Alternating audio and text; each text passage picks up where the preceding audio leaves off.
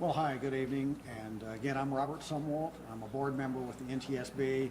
We have Michael Hiller is the investigator in charge, and Eric Weiss, who is the public information officer, public affairs officer for the NTSB on this accident. We will be referring to this diagram as we go today, and just to give you a clue, of course, this is the front car of the Metro North train 659. So this was the leading rail car the other night. We can see, of course, we've got the engineer's compartment up here, up front, and the exits, the side passenger doors, the restroom, which we'll talk about in a moment. What I think is, what I'd like to say is that there were 12 pieces, 39-foot sections of the third rail that had penetrated and ended up in this rail car. The point of penetration was approximately right here below this passenger, below this side passenger door. So we'll be referring to that as we go along. Yesterday at this time, I mentioned that we had just finished up the engineer's interview, and I only was able to get one tidbit of information before I came in because that interview had just concluded. Today I'd like to give you the details of what we found from that. The engineer was hired by Metro North in 2010. He was hired as an electrician. He transferred to become a locomotive engineer, where he was trained, promoted, and qualified as an engineer in March of 2013. He was qualified on all three Metro North lines, and he operated this particular line, the Harlem line, about 3 times a week. Harlem line? Is that right? Yeah. I'm sorry, I was just all of a sudden. Oh, right. He went on duty at 9:37 on Tuesday morning, the accident morning. He had operated 3 previous trains that morning, and this was his 4th run of the day, and this was scheduled to be his last leg of the day, the last trip of the day. Before leaving Grand Central Terminal, he had made all required pre-trip inspections, which would include testing the horn, the headlights, and the radio. He described the departure from Grand Central as being a normal departure. As required, he performed a running brake test to verify that the brakes are in fact going to work. He performed his running brake test. And he said he noted no exceptions to any controls, and he noted no handling problems with the train. This was an express train, which of course means limited stops. It had only had 1 stop prior to the accident, and that stop was at Chappaqua.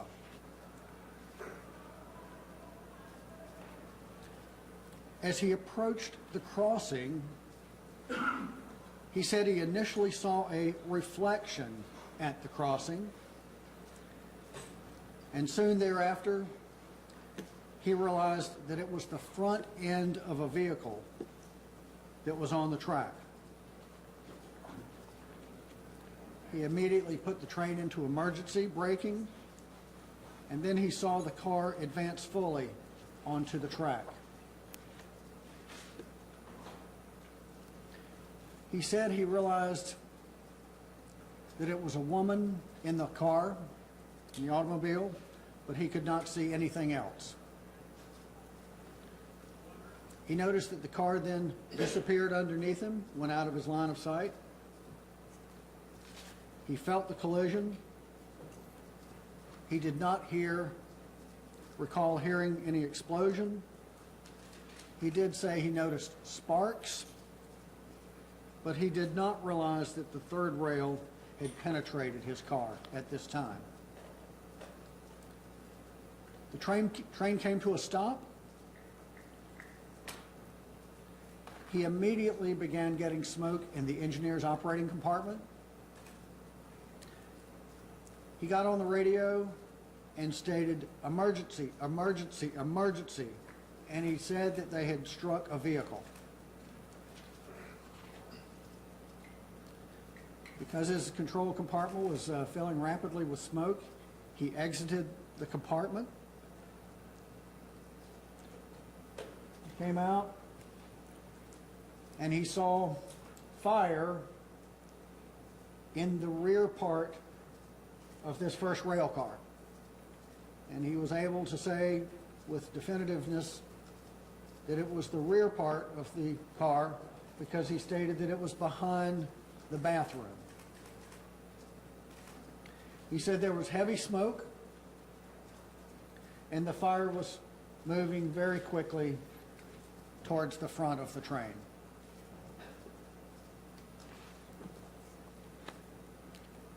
He assisted with evacuating 5 or 6 passengers. When smoke got too dense, he exited the train through this door right here. He saw a passenger who was crawling towards that door. He was standing outside the door when he saw this passenger moving towards him. The passenger could not walk, so he picked the passenger up, grabbed him, held him in a fireman's pose, and turned around and carried and held and handed him to an emergency responder. He said that he tried to go back into the car to rescue someone else, but he was unable to do so because of the fire. Our investigators described his demeanor as very professional.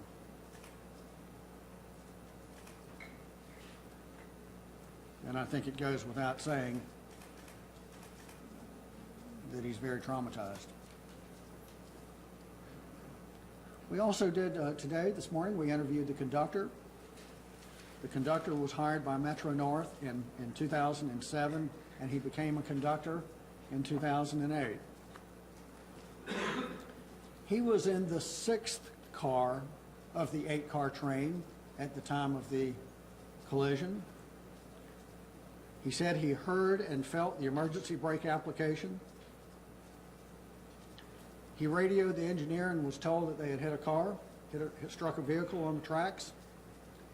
And so in accordance with his training, he made a PA announcement to tell the passengers that they had struck a vehicle on the tracks to please remain calm and stay on board the train and wait for further instructions. He then radioed the dispatch center of their location.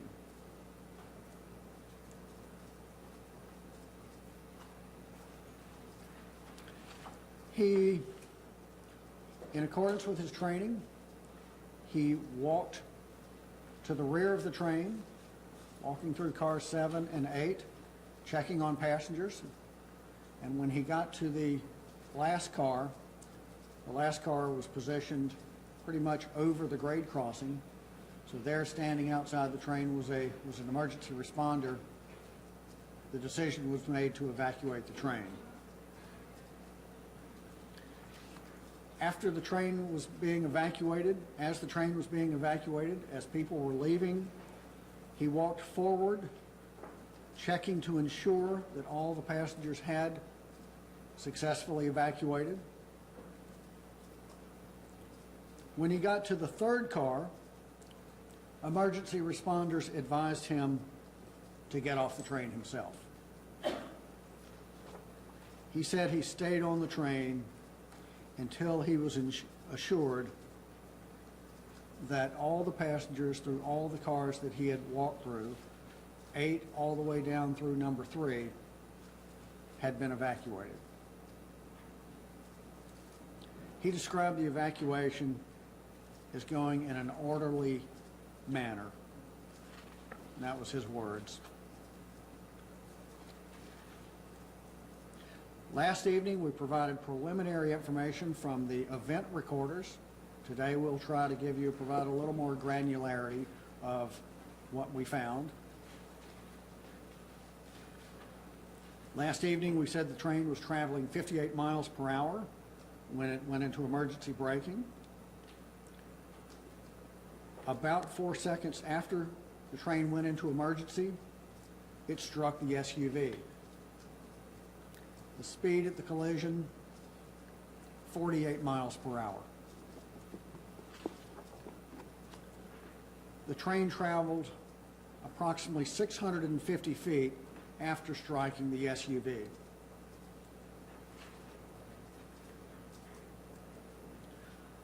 In addition to the event recorders, the locomotive event recorders or the train event recorders, the train also has maintenance recorders. And the maintenance recorders provide information about when third rail voltage is being applied to the train. So that will be a source of information for us. And we were also correlating what we're getting off of those train maintenance recorders as far as third rail voltage to the train. We're correlating those data with the data acquisition unit information that we're getting from the power substations, the substations that provide power to the third rail. And the whole purpose of this, determine precisely when the third rail was de-energized.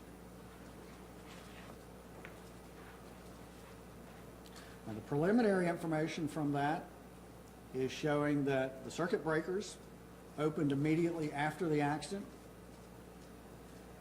and also personnel at the dispatch center sent an open command to ensure that the third rail voltage was de-energized.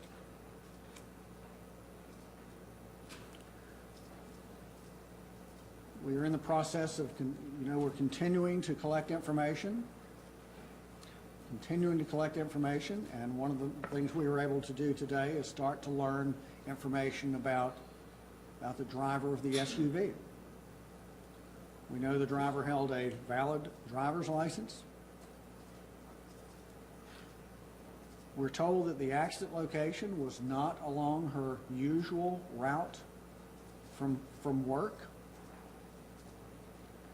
The car was a 2011 Mercedes ML350. The car was registered in December of 2014. This vehicle had an electronic gear shift selector. And in December 2014, there was a New York State inspection conducted of the car, of the automobile, and we have requested those records. Today we started 3D laser scanning activities.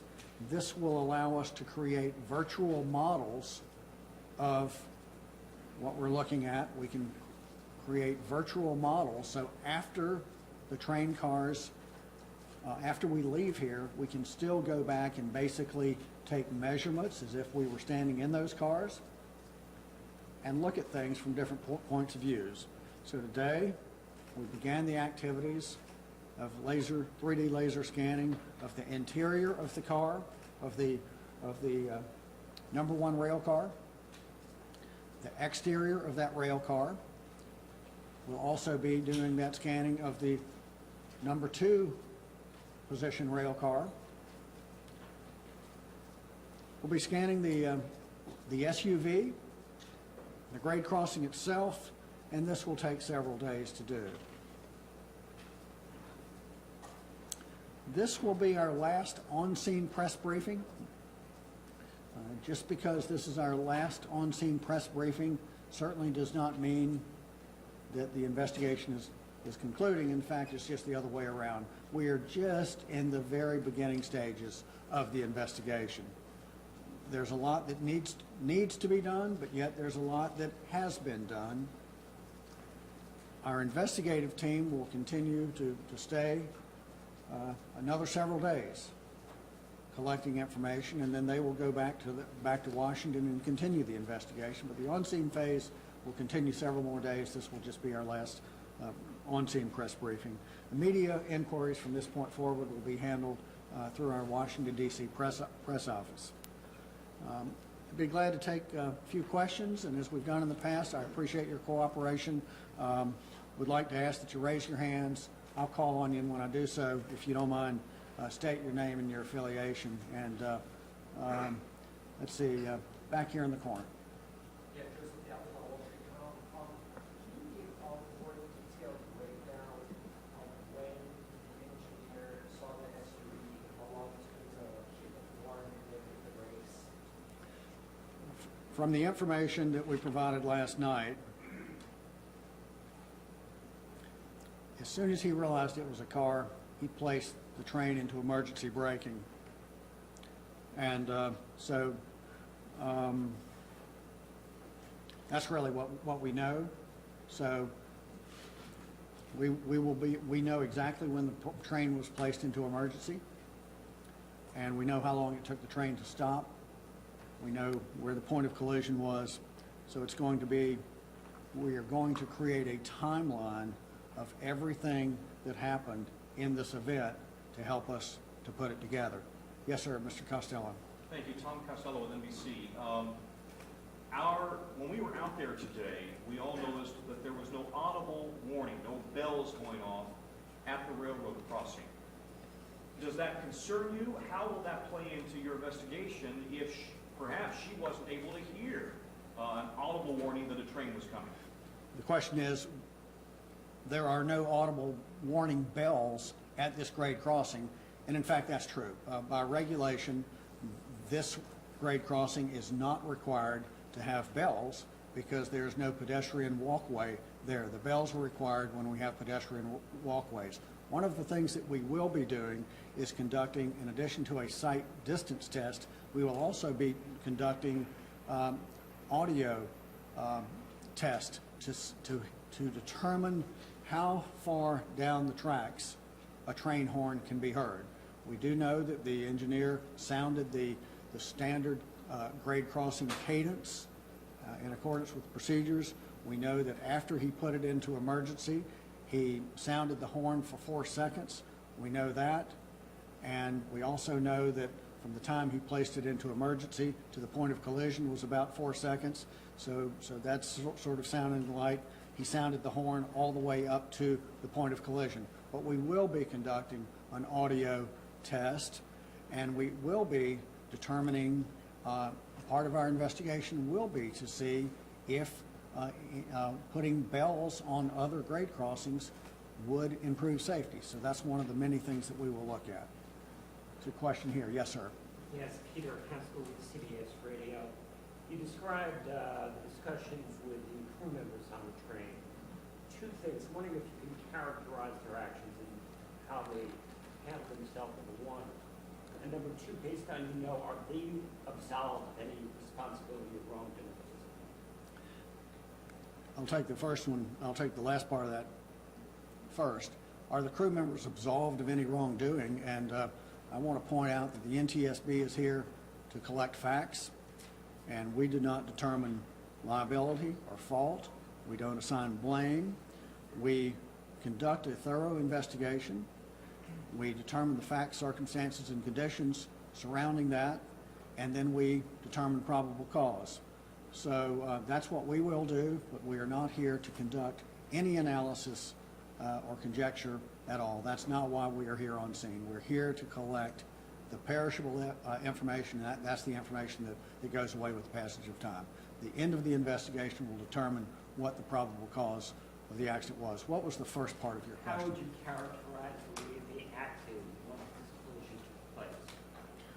How would I characterize the crew members' actions once the collision took place? We've collected facts on that. We will not be determining any thing concerning their actions. That will be part of the investigation. We want to collect it, analyze it, and that's what we will do in the process of the investigation. It's a question right here, sir. Could you go through again what you learned from the event report about the speed, time of collision, about the time the horn was set off? You want to know what we learned from the event recorders that we talked about yesterday about the, Okay, what you told us earlier today. okay. About what precisely? I'm sorry. You said the speed at the time of the collision. Yes, the speed, the track was moving down, the train was moving down the track. Track number 2, it's moving down the track, 58 miles per hour. Once the engineer placed the train into emergency, of course, the brakes kick in and the train is going to start to decelerate. And by the time the collision occurred, which is about 4 seconds later, the speed had decreased to 48 miles per hour. 48. Yes, sir. Yes, sir. I hope that's what you were looking for.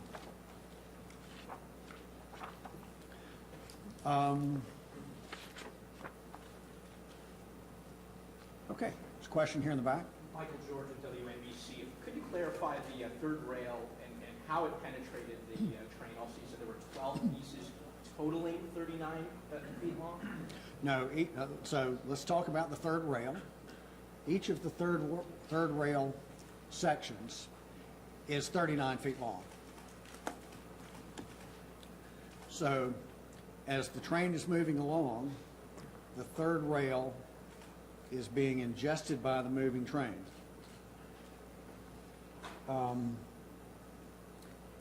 So you can do the math on that to figure out 12 times 39 to figure out how much of the third rail was being ingested. So there were 12 pieces of 39-foot sections inside the first rail car. Alan Levin. Alan Levin with Bloomberg. Can you describe a little more where those sections came to rest and what kind of damage they caused inside the car? Were they striking seats where passengers might be sitting? Or were they coming beneath the seats upwards? Question is, where were the rails? Where were they ending up in here? And that's going to be part of our evidence, part of our documentation. With the 3D laser scanning, we'll be able to say exactly where they were.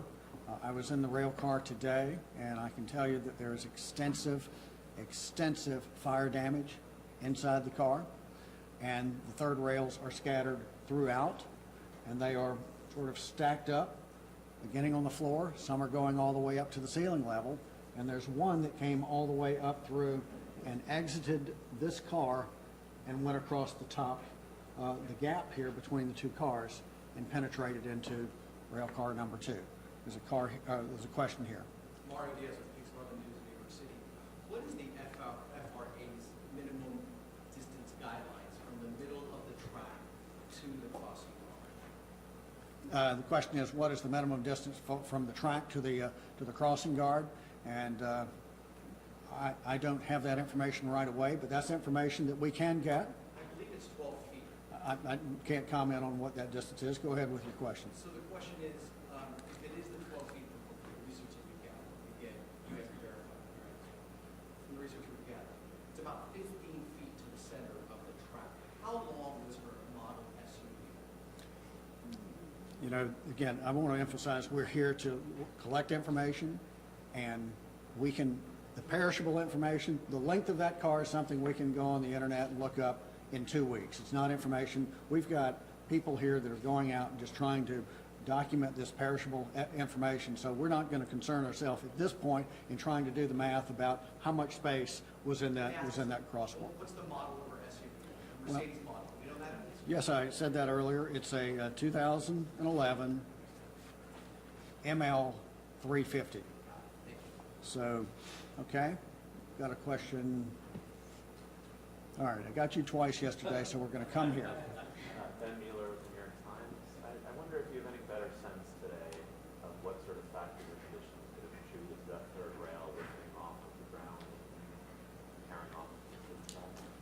what type of factors or conditions could have allowed that third rail to be ingested by the rail car. Again, that's analysis, and we will figure out the crash dynamics as far as how that could occur. As I described on the first day, the third rail entered into the SUV, of course, on the left side, about where, if you had a rear seat passenger, about where the rear seat passenger would be seated behind the driver. So if you're looking at I think I pulled out these cards the other day and made them into a car. If the driver's seat is here, the third rail would have come in behind the driver's seat, sort of at an angle. And by the time it had come through the other side, it's now on top of the right rear tire. So the trajectory is in an upward trajectory. It then came and hit the trucks, the wheels that are underneath here, and those are nice and solid wheels, and that helps continue the trajectory in an upward fashion so that finally it penetrates right about here and enters into the cabin. Okay, last question, right here. Italian from the Daily News, here Daily News. Do you know specifically, or not generally, where the victims were sitting in there in relation to the fire, and any facts pertaining to the fire location as opposed to the front? The car was struck in the front, and the rails are towards the front. Is there anything other than car gasoline that's been found that could have caused an explosion? Because you said the engineer said he saw a fire first way in the back. A lot of question there. Pete wants to know where the passengers were seated, wants to know what could have literally sparked a fire. And so we will create a diagram to the best that we can. Because sometimes people get on trains and they move, just like sometimes people sit on airplanes and they move after the door is shut. But we will try our best to figure out and determine where people were seated and then match that up with their injuries. That's one thing we'll do. What could have sparked this fire? Could it have been gasoline from the automobile? Could it have been some other source of spark? We hope to be able to determine that. That's analysis, and that's going to be part of the investigation. I want to close it out just by saying thank you all, and Eric will you make an announcement as far as how people can get more information? Good. Thank you all very much. Thank you. You can follow us on www.ntsb.gov. Our Twitter handle is @NTSB, and that's the best way to follow updates on this story. Thank you.